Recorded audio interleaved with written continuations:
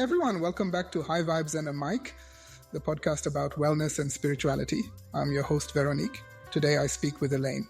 For over 2 decades, Elaine Glass has transformed lives with her healing presence and coached countless people to unlock their truest selves, finding purpose, peace, and self-empowerment. At one point, she found herself at a personal crossroads, a newly single mother, burned out, fearful, and alone. She lived the next decade in search of her own healing and inner truth. She now travels the world sharing her holistic healing techniques, energy medicine methodologies, and spiritual guidance. Her mission is to help you connect within, to bring lasting love, joy, and vitality. Elaine has shared her message on prestigious stages and well-viewed podcasts. She resides in Paradise Valley, Arizona, across the street from her beloved Labyrinth, where she welcomes people from around the world to her in-person retreats. Before we start our conversation, I want to remind you that I partner with the wellness platform, SOL. You can find any guide experience there. Meditation, Reiki, Tai Chi, life coaching, bodywork, and breathwork, and more. Just click on the link in my show notes and get 10% off any classes with my code Veronique10. Okay, now let's hear it from Elaine. Hi, Elaine. How are you today? I'm good. Thank you for coming to High Vibes and a Mic. And today we're going to talk about your book and your work and what you do to help people. So you have a book. It's coming out or is already out? Yes, thank you. My book is out. It's out into the world. Yes. Okay. It's called Get Quiet, 7 Simple Paths to the Truth of Who You Are. Yes. Okay. So, yeah, we're going to talk about that, but everything is inside. I have a lot of questions. So just to start from the beginning, from what I learned from you, you were, it all started because you were stuck in a bad divorce with 2 children, and you felt burnout at work, your career, and then you go to a coffee shop. So what happened there? Can you walk us back to the coffee shop?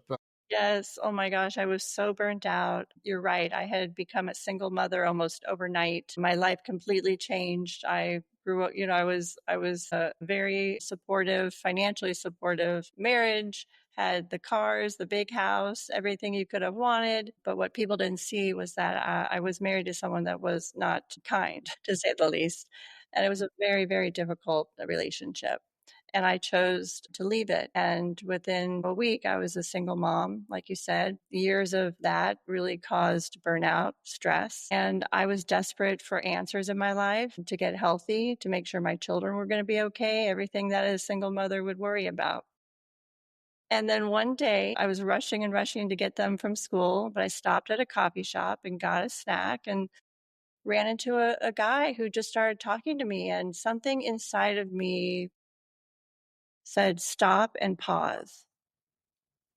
Yeah, because usually when something a guy come to talk to us, we're like, stop and run. Okay, but you paused. But I All right. paused because it was like I was rushing up until then in my life. And something within me, and I believe it was my soul's voice, God's voice, saying, stop, this person has a message for you. And he ended up having one of the biggest messages that I could have needed in that time. And that was to go to a retreat center that he had found peace and quiet and clear direction in that environment, and that he would also recommend that for me. And I'm so glad that I stopped and paused that day, because otherwise I just wouldn't have. I wasn't aware enough to know that other people had messages for me, that we're all put into each other's lives for that reason. And what a miracle that is when we can be present and aware to that happening in our day. I mean, there's no surprise that you and I are here together for the first time. That's not lost on me. And so I'm always aware of, what does she have to teach me today? I have a question. Do you know why he chose you? Do you know why he came to talk to you? Did he feel that you needed something at that time? It was just so random.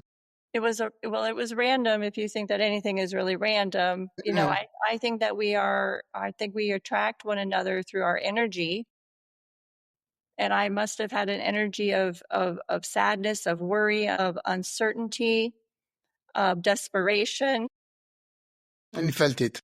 And he felt it because he had admitted to me in that quick conversation that he was a recovering addict. And so he also had emotions, similar to mine, but a different case, reason to make him want to go to this retreat center. Okay. And so when you went there, what made you feel, what was the immediate connection that you had? Because you said you immediately felt peace. Yes, I immediately felt peace. And I hadn't felt peace for such a long time because I literally was up worrying night after night after night, day after day about what is I going to financially be able to support me and my children? Would I be a healthy mom to raise healthy kids? Would they be okay in the world? All of those concerns you have. And the immediate sense I had was, well, that my senses came to life again. That I realized that my senses had dulled and even numbed, because when we go through difficult times in our lives, we almost freeze. And when we freeze, when we get stuck because of something that hits us, maybe it's a disappointment or a traumatic event, it's like our whole body freezes. And when we freeze, we can't hear as clearly, see as clearly, smell as clearly. Like all of our tastes, all of our senses, external senses, become dull and numb even. And our internal senses, our feelings, our emotions, our intuition that we rely on, especially as women, those become dull and even numb. And so when I entered that retreat center that day, I could hear the birds chirping. I could feel the sun on my face. I could feel the wind against my cheek. I could hear the crunch of the gravel under my feet. And it was like for the first time, I could feel alive again because my senses just perked up. Do you think it's a way to protect yourself, when you're hurting? And 100%. That's such a smart way of thinking about this. It's so much about protecting ourselves and creating safety to almost not want to feel those things coming in, and because it's very vulnerable to sense. But I felt like I was in a very safe place, and I felt like I could feel again. Slowly but surely begin to open up that vulnerability of feeling my emotions and sitting with them. Very slowly, though, very slowly and very gently. There's something you said about burnout, because you were talking about that earlier. I really like that. You said, I realize burnout doesn't happen because we're doing a lot of things, but because we're not doing the one things we really love. That's true. Because when you do something that you really love, even if you have a lot of work, you don't feel burned out. Because even me with that podcast, I'm doing everything myself. This is a lot, but I love it. I don't feel like I'm burned out or anything like that compared to other jobs I had in the past. It probably fuels you and even nurtures you and excites you and gives you inspiration, to wake up and do that. And that is so true. Isn't it true that when we are so busy and burnt out, we really, think about our lives and we say, I don't even love what I'm doing every day. So no wonder that it's draining my energy. It's all about our energy. Are we filling up that energy tank or are we depleting it? And so that's how you can tell if what you're doing is really lighting you up or if it's really depleting you. And that goes not only for what you do each day, but for the people that are around you each day. We are either being filled up, like recharging the battery, just like we would on our computer or cell phones, or we are getting depleted. And that's where burnout comes into play. Yeah, yeah. I never thought about it that way, but it's so on point. So you go to that retreat, you feel again, and there's this labyrinth. So can you tell us about the labyrinth? What does it represent for you? What does it do for people? Well, I had no idea what a labyrinth was. I mean, it's a pattern of pathways that weave in a circle around a central point. So if you can imagine just this pattern of pathways weaving around, you get to a central point, a central circle in this formation on the ground. And that's where I was. I was in the middle of the desert at this retreat center, walking in circles, thinking like, how crazy have I gone now? But no, this labyrinth is an ancient consciousness tool. It's literally the metaphor of how our lives traverse the twists and turns of our lives that we walk. And all the while, we're really just searching to connect with ourselves, to the inner part of us, which I call our soul connection.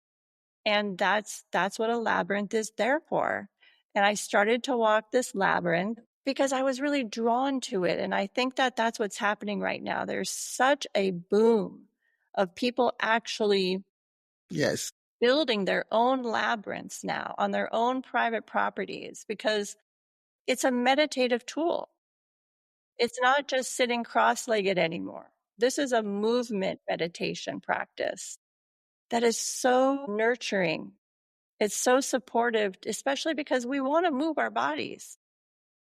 And it's funny, I was talking to a girlfriend the other day. She's like, a labyrinth? You talk about these labyrinths all the time. What are you talking about? And so I said, go to labyrinthlocator.com. So write that down, labyrinthlocator.com. She wrote it down. She goes, my God, there's 5 right near me. Really? I need to And check so mine. they're all over. They're all over, and you just wouldn't know that they're there, but they're there to support you and guide you, because when you start walking it, you will get into a state of relaxation. Your stress will literally diminish. And when you get into that relaxed state, just like any meditative state, that's when you set yourself up most to hear these messages that are there just waiting for you. Do you know how ancient those labyrinths are? Because I never heard about that before. Yeah, they date back over 4,000 years. I mean, Really? these are ancient tools that they knew way back then that there was something magical going on, because today they're so popular. This is a very popular way to relieve stress and to get clear guidance that you can't get from the outside world. You know, people can give us information. We can look up information online about whatever we're concerned about or wanting to know about the direction of our own lives. But when it comes from your own knowing, which will happen in the labyrinth, when it comes from your own knowing and your own intuition, boy, that will change your life forever. Do you mean that by that's, for instance, if we have any question about our lives or we have some doubt, you just walk the labyrinth and you might find the answer? You will, I'm going to make a big promise. Okay. You will always find the answer. If you set a... Okay, clear. Okay. So, and it doesn't have to be specific, but it can be, you know, you get to the labyrinth, you start at the outside and you're about to walk through this labyrinth, which is not a maze. I want to be clear about that. It's not there to confuse you. There's only one way in and one way out. So you're never going to get lost. You may feel lost in life when you approach the labyrinth, but once you walk it and walk back out again, you will feel almost found. So you start at the labyrinth with a clear intention. You know, dear God, dear universe, whatever your point of contact is, you know, I'm concerned about this. I'm worried about that. What should I do about my job? What should I do about my child who's, you know, struggling in school? Whatever it is that's weighing heavy on you, think about the things that we have weigh heavy on us every day. This is a way to release the weight of all that's weighing heavy on us. Because when we walk this labyrinth, we will get the answers we need to solve the problems that are in our lives. Okay. So labyrinth.com for people. I'm going to check mine too to see if there's one, close to me. Yes, And so labyrinthlocator.com. labyrinthlocator.com. Okay. So when you were like walking this labyrinth, you heard the voicing surrender, and you heard the term surrender again when you were driving. So can you explain to us what happened to you? Well, and again, this is how energy works. You know, you have the ability to have synchronicities popping throughout your whole entire day if you're this intentional. So yes, you're right. The very first time I walked the labyrinth, even in my chaotic world at the time, I was still quiet enough to hear one of the most important messages I'd ever hear in the 15 years I've walked it. And that was to surrender. I was trying to hold everything and control everything in my life up until that point. And it was causing me a tremendous amount of stress and poor health. And I was like, surrender? I mean, if I surrender, like everything's going to fall apart in my life. That's what I thought. But what I learned was this idea of non-attachment to things, to just letting things play out as they were meant to, is very helpful. And so I said to myself, okay, I heard that clearly. First, I was like, where did that come from? Can I trust it? What was that? Who was that? But when these messages come, they come very calmly, they come very clearly, they come very lovingly. And that's how you know it's very different than maybe your overthinking monkey mind or fear-based thought. They come very clearly. And you're right. That afternoon, I went back to my car, turned the car on, and the radio announcer was talking about, of all things, surrender. A clear sign. Clear sign, clear confirmation. And I tell you, it freaked me out. It freaked me out. In fact, I didn't go back to the labyrinth for a month after that because I thought something's going on over there and it's going to Spooky. require me to maybe look at some other things I don't want to look at or change. But I also knew intuitively that it was important. Yeah. I mean, it's really hard to surrender, your power and just to take a leap of faith and, and saying, okay, I'm going to let it go. I'm not going to try to work against that to see how it's going to come out. And I mean, I did that once in my life and came out perfect. So I know it's really hard things to do, especially when you're used to control everything in your life, but you cannot control everything. That's the thing. Yes, and you can't fix everything. And you have to trust that what you're trying to fix in somebody else is really not your work to do, it's their work to do. Yes. And to trust that they can do it.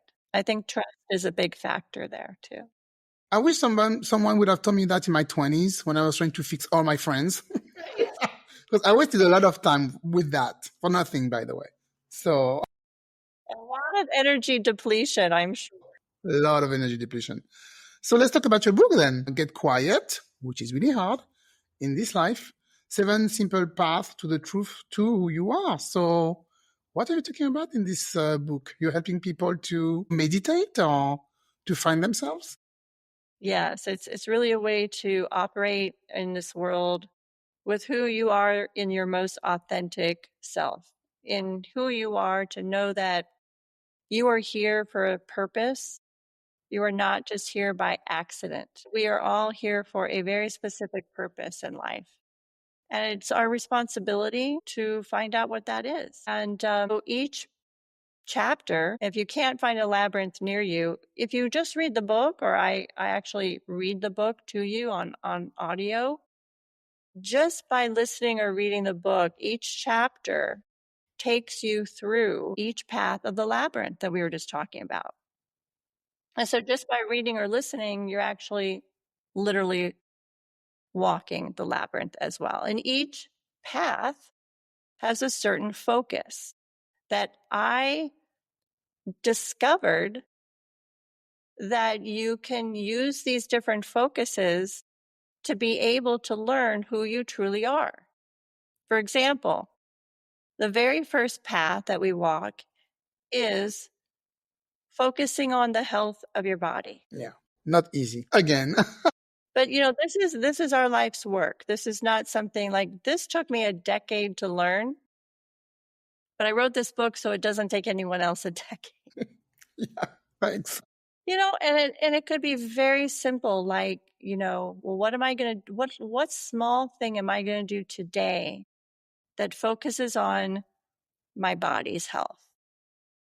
You just choose one thing a day or even a week. Like you can make this whatever you want. There's no force, there's no pressure. But once you begin to maybe Like for me, I literally got off the couch one day and just started walking in my house and moving my body. It was a very hot August day in Arizona. I knew I couldn't go outside, but it was a choice that I made just to walk from one end of my house to another.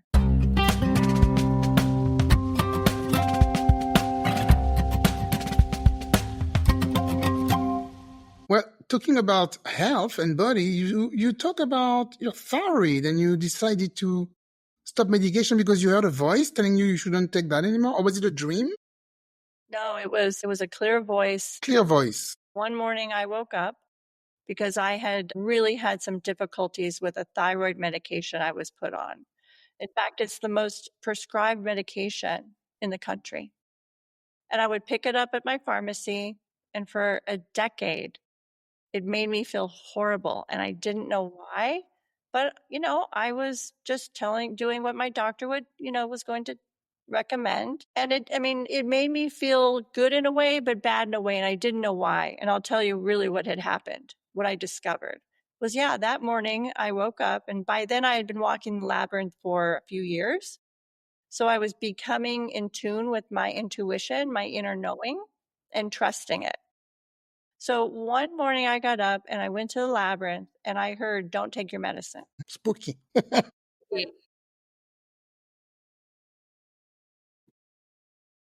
I didn't take my medicine. And then I didn't take my medicine the next day. And I was like, oh my gosh, I feel so good. Like I feel like myself again. In fact, I felt so good. I wanted to jump and tell the world how good I felt. Like what was going on? What was happening? What I discovered was that there are what's called excipients or fillers in medications, not just that one, but many medications. These things are fillers and dyes and things that bind the medications together. And those things were causing my body, because they had built up in my body, those things were causing my body to feel depressed. That's unbelievable.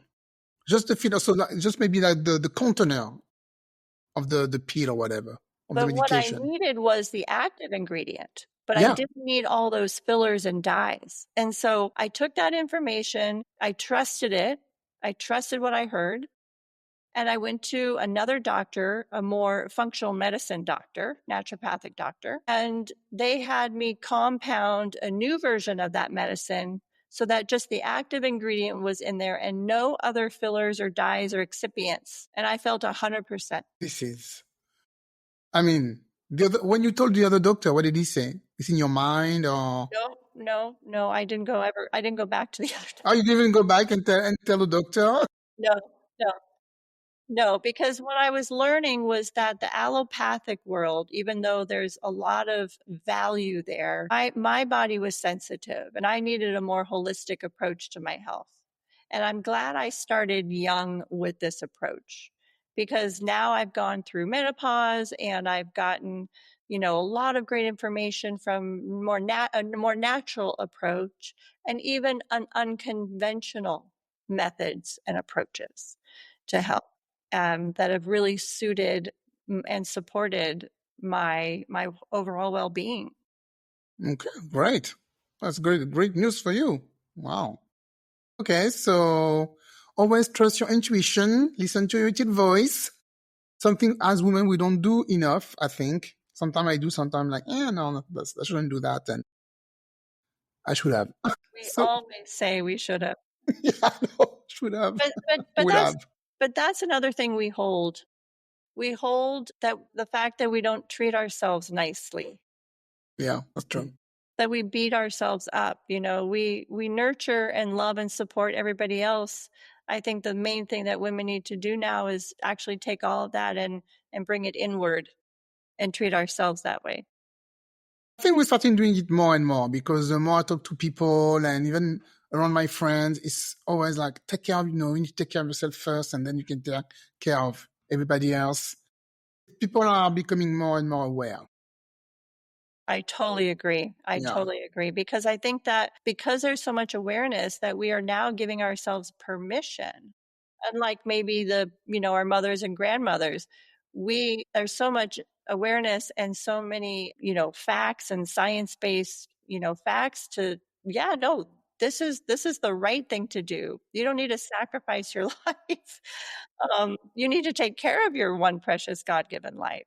And so the awareness of giving ourselves permission, um, and knowing there's no guilt around that, isn't that huge? Isn't that wonderful?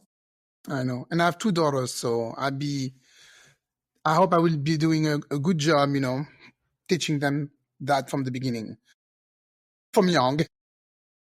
So now, are you working at the retreat? Because you're a life coach. So Yeah. are you working at that retreat? At that center? Yes, I work at that center, and I also travel to different centers that have labyrinths that I can work, because that's really the main tool that I work with clients. And yes, in fact, I even manifested the retreat center that I originally went to, and now have a home right across the street from it.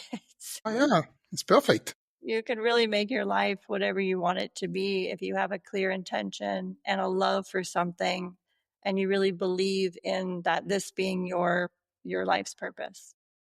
So who would be the people who would come to you? What would be the big issue? It wouldn't be, I guess most of them are women.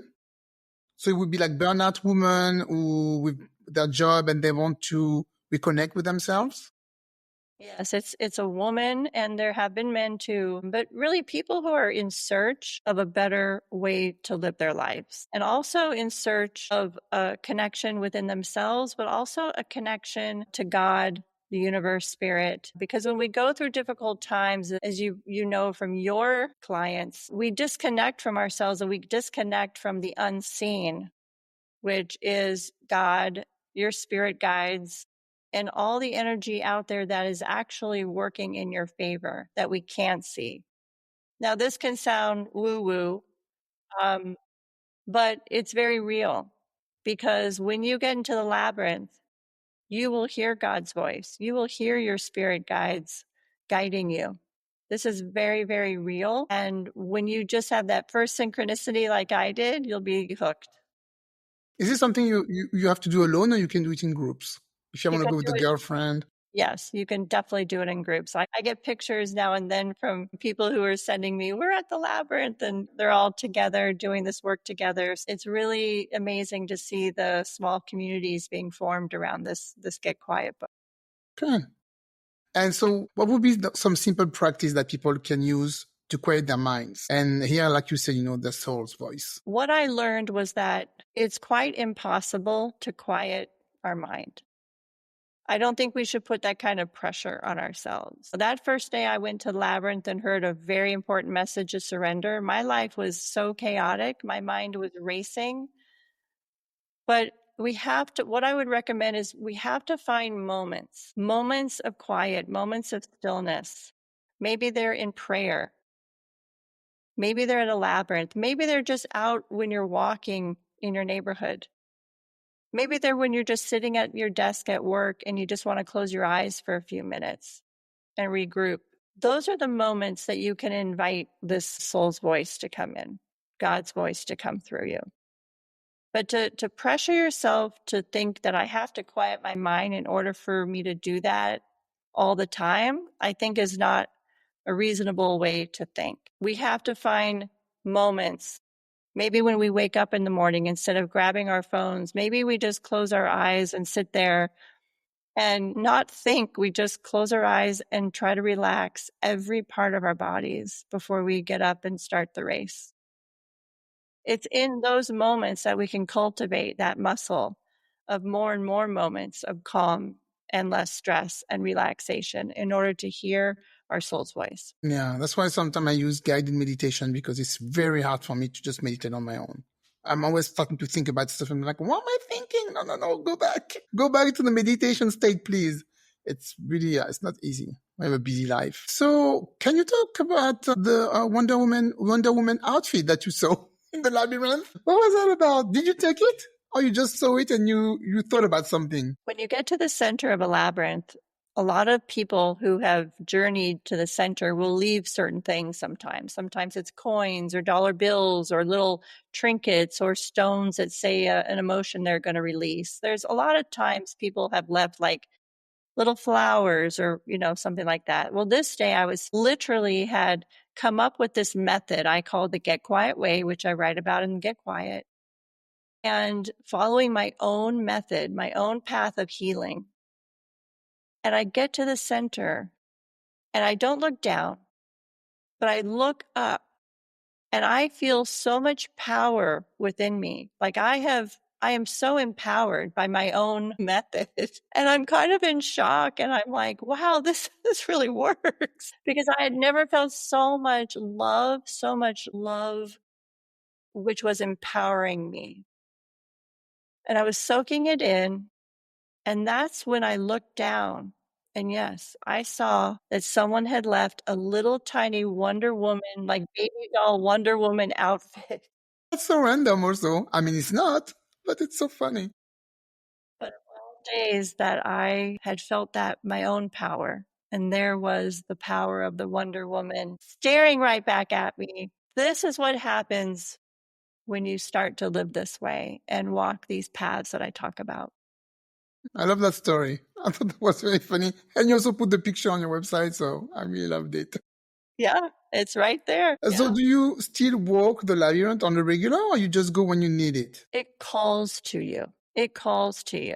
Like there's Demand. like there's worry or there's concern or there's some kind of stress that will build up in you, and then something says, go to the labyrinth. Before, years ago, I literally was very intentional and just went, no matter if I was feeling that buildup of stress or not. But now, see, I take all of that knowledge and I take all of what I know that I can feel and gather the labyrinth. And that's the way I walk through life now. So I don't necessarily need the labyrinth to give me that support of being able to hear a message, of being able to know clear guidance for myself. So, but when I get there, I always say to myself, oh, you should have come earlier. You wouldn't have had to worry so much this week if you had just come a few days earlier. So who are the people building those labyrinths? I mean, if I go on labyrinthlocator.com, who are those people just building them?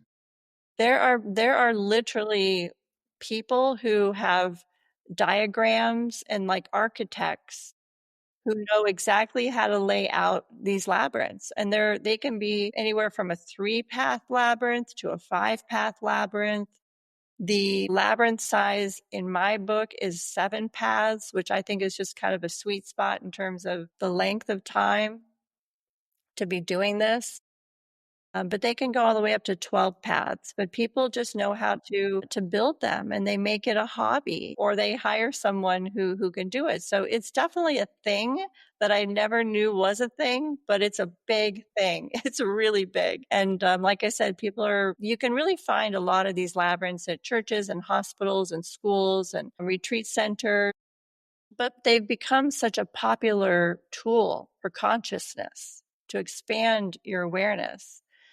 That people, when they have just a small piece of land or even in their backyard, they will build it.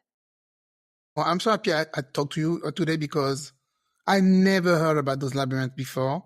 And I'm going to look for one. Seriously, I never heard about that before. And now you're telling me there's a lot everywhere. So I'm going to check it out. So from your book, so people can just fast track to their personal growth, the 7 path. That's what they would do in terms of this is fast tracking, but not in a hustle, forceful way. This is like someone tells you what to do to find your purpose, and you have the ingredients to do that. You do it. I'm not saying I'm the end all be all of how to fast track your, to know what you should be doing in your life, but it is one way to really know why you're here, what your soul's calling is, and what your purpose is. And like I said, it took me a decade to know for me. And when I teach this, it happens so quickly for my clients because they have the steps right in front of them to take and they know what to do. So do you have a program if people want to contact you online, I suppose? Yeah, so I do one-on-one retreats and then I do group retreats, and that's what I would say would be the program. I don't have an online program. Or you have to come to the center?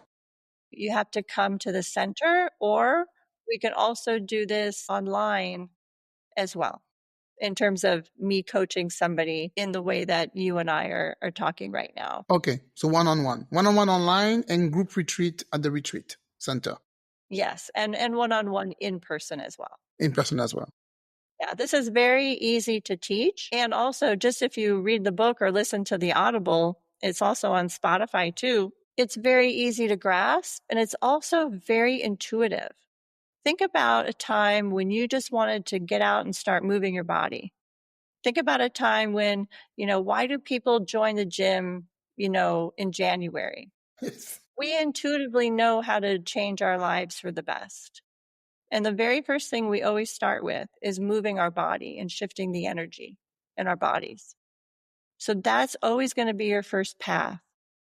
But we already know intuitively that that's what we should be doing in order to get our lives back on track. The second path is about clearing and cleaning our environments. How many times have you gone, in your closet and started just chucking out clothes or cleaning out drawers and you didn't know why? That's your energy. That's your intuition saying, I've got to clear and clean my life out. There's too much I'm holding.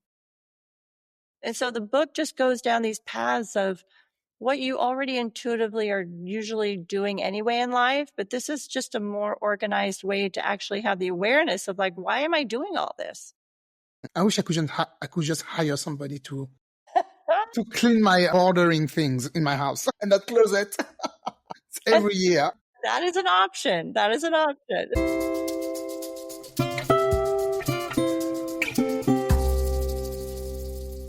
So my last question for you today would be, what would be your biggest lesson that you learn from that healing journey? Or maybe if you have several lessons. That I am not doing this alone, that we are never alone in trying to help our lives. We are never alone. We have access to God, the universe, a whole spirit team that is just waiting to help us if we only allow it in and trust that it's there. You are never alone. You don't have to do this alone. And how do you talk to people who don't believe in anything? Because there's a lot of people that just don't believe in, in God or the universe or anything. They just go through life feeling alone because they don't believe in anything. Well, I think that when you begin the first step of this path that we're talking about, and you begin to see the synchronicities that will happen as a result, and you begin to see your life getting better, the things that you want are now being attracted back at you. Maybe your relationship gets better. Maybe your job gets better. Maybe your health is getting better. And that's how you can trust and begin to know that this is working for you. Because trust and then love for yourself is really the absolute end all with this work. So yeah, when you see true result, I'm sure. Trusting what you see. All right. So I think I don't have any more questions for you today, Elaine. Do you want to add something maybe I didn't ask that you want to share with the listeners? I would say what you want wants you too. Oh, that's a good one. I love that. Okay. You will have urges and inspirations that come up in your life. And you will wonder, well, that seems a little crazy. Why am I walking in circles in a labyrinth? I mean, you will have urges that come up, and trust those urges that come up, and trust, why am I driving here? Why am I going there? Why am I meeting with that person? It's because life is talking to us every day through people, through experiences that are guiding us. And we never have to feel lost if we're just open to knowing and listening to life. Listening. Very important. Well, I love that message. Thank you very much. And then I think we can end with this. So if anybody wants to contact you or do a nice retreat in Arizona, I can come with my girlfriend one day. I'll let you know, but it's not that far. I will put all the information, of course, in the show notes. And if people want to buy your book, it's on Amazon, Audible. Are you reading it? Is that your voice? Yeah? Yes, my Okay, voice. perfect. Of course, of course. So they will find all the information in the show notes. Thank you again, Elaine. Thank you for Thank everything. you. Thank you so much for having me. It's been a complete delight. Yes. Bye.